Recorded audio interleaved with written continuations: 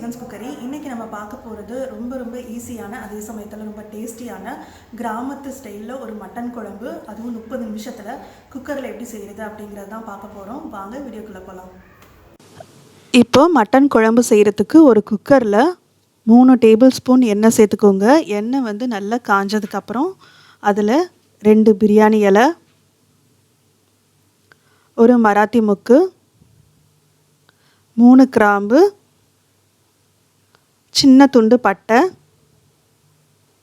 அது கூடவே நட்சத்திர சோம்பு 1 அதையும் சேர்த்து நல்லா வதக்கிக்கோங்க. இந்த மாதிரி வதக்கும் போது உங்களுக்கு நல்ல இந்த பிரியாணி மசாலா வாசம் வரும். அந்த மாதிரி வந்ததுக்கு அப்புறம் ஒரு 20 சின்ன வெங்காயம், அதை வந்து நல்லா பொடியாக கட் பண்ணியிருக்கிறேன். அதை வந்து இது கூட சேர்த்துக்கலாம். எப்போதுமே வந்து மட்டன் குழம்பு செய்யும்போது நீங்கள் சின்ன வெங்காயம் சேர்த்து செஞ்சிங்கன்னா அதோட டேஸ்ட்டே தனிதாங்க. இப்போ இந்த வெங்காயம் எல்லாத்தையும் நல்லா வதக்கிக்கலாம்.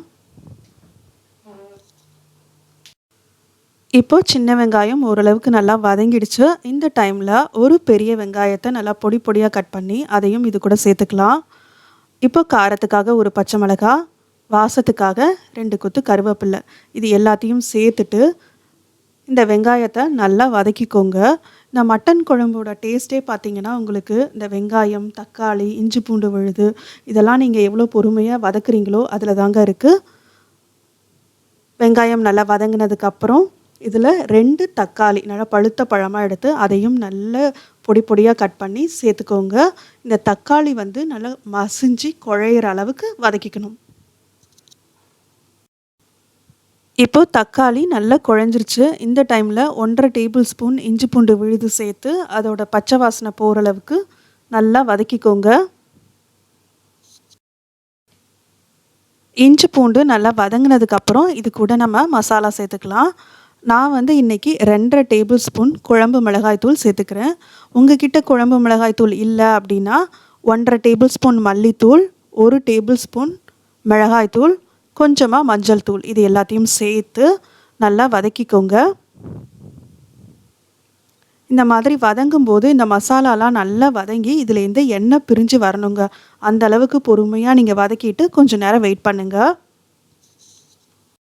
இப்போ பாருங்கள், மசாலாவோட பச்சை வாசனை எல்லாம் போய் அதுலேருந்து லைட்டாக எண்ணெய் பிரிஞ்சு வருது இல்லையா?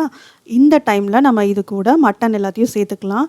நான் வந்து இன்றைக்கி 1/2 கிலோவை விட கொஞ்சம் அதிகமாக மட்டன் எடுத்துருக்கிறேன். அந்த மட்டன் எல்லாத்தையும் இது கூட சேர்த்துட்டு நல்லா இந்த மசாலா கூட ஒரு 2 நிமிஷம் நல்லா பிரட்டி விடுங்க. ஸோ இந்த மாதிரி பிரட்டும் போது உங்களுக்கு வந்து அந்த மசாலா எல்லாம் மட்டனில் ஏறும். இப்போது மட்டன் எல்லாத்தையும் மசாலா கூட நல்லா மிக்ஸ் பண்ணியாச்சு.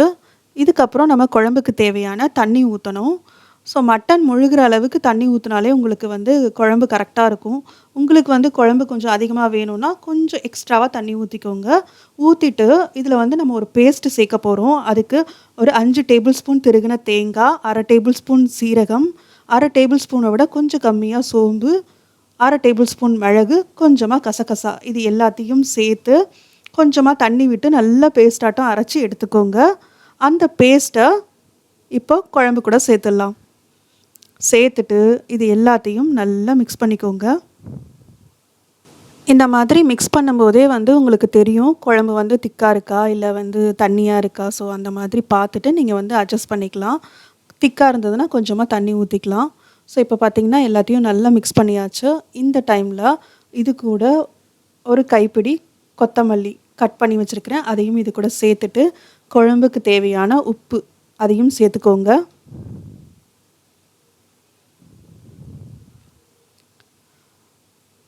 குழம்பு வந்து லைட்டாக கொஞ்சம் திக்காக இருக்கிற மாதிரி இருக்குது. அதனால நம்ம மிக்சியில் அரைச்சோம் இல்லையா, அதை வந்து நல்லா கழுவிட்டு அந்த தண்ணியையும் இது கூட சேர்த்துடலாம். சேர்த்துட்டு உங்களுக்கு குழம்போட திக்னஸ் வந்து கரெக்டாக இருக்கான்னு பார்த்துக்கோங்க. அதே மாதிரி உப்பு, காரம் இது எல்லாத்தையும் செக் பண்ணிக்கோங்க.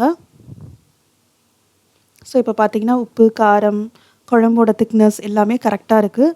இப்போது இந்த குக்கரை மூடி நம்ம வந்து ஒரு 3லேருந்து 5 விசில் விட போகிறோம். யூஸ்வலாக நீங்கள் வந்து மட்டன் வேகிறதுக்கு எத்தனை விசில் விடுவீங்களோ அத்தனை விசில் விட்டுக்கோங்க.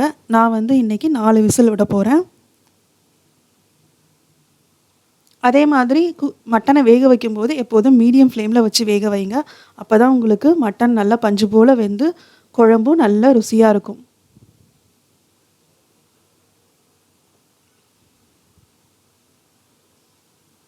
இப்போது குக்கரில் ஆவி குறைஞ்சிருச்சு. நம்ம குக்கரை ஓப்பன் பண்ணி பார்க்கலாம். ஆஹா! குக்கரை ஓப்பன் பண்ண உடனே வீடு ஃபுல்லாக மட்டன் குழம்பு வாசனை அப்படியே கம கம கமன்னு மணக்குது. பார்க்கும்போதே நாக்கு வந்து ஊறுதுங்க. அந்த அளவுக்கு உங்களுக்கு நம்ம சேர்த்த எண்ணெய், மட்டனில் இருக்கிற கொழுப்பு எல்லாம் கரைஞ்சி அப்படியே மேலே மிதக்குது. குழம்பும் பாருங்கள் சூப்பராக இருக்குது. மட்டனும் வந்து நல்ல பஞ்சு போல் வெந்திருக்கு. அவ்வளோதாங்க. கம கமன்னு ரொம்ப சூப்பரான மட்டன் குழம்பு 30 நிமிஷத்தில் ரொம்ப சூப்பராக ரெடி ஆகிடுச்சு. இதே மாதிரி மட்டன் குழம்ப நீங்களும் செஞ்சு கொடுங்க. கண்டிப்பாக உங்கள் வீட்டில் உள்ள எல்லாரும் உங்களோட மட்டன் குழம்புக்கு அடிமையாயிடுவாங்க. இதே மாதிரி மட்டன் குழம்பு நீங்களும் உங்கள் வீட்டில் செஞ்சு பாருங்கள். எப்படி இருந்தது அப்படின்னு சொல்லிட்டு உங்களோட கமெண்ட்ஸை போஸ்ட் பண்ணுங்கள். இந்த வீடியோ பிடிச்சிருந்ததுன்னா வீடியோ லைக் பண்ணுங்கள். மறக்காமல் நம்ம குக்கரி சேனலை சப்ஸ்கிரைப் பண்ணி வச்சுக்கோங்க. தேங்க்ஸ் ஃபார் வாட்சிங்.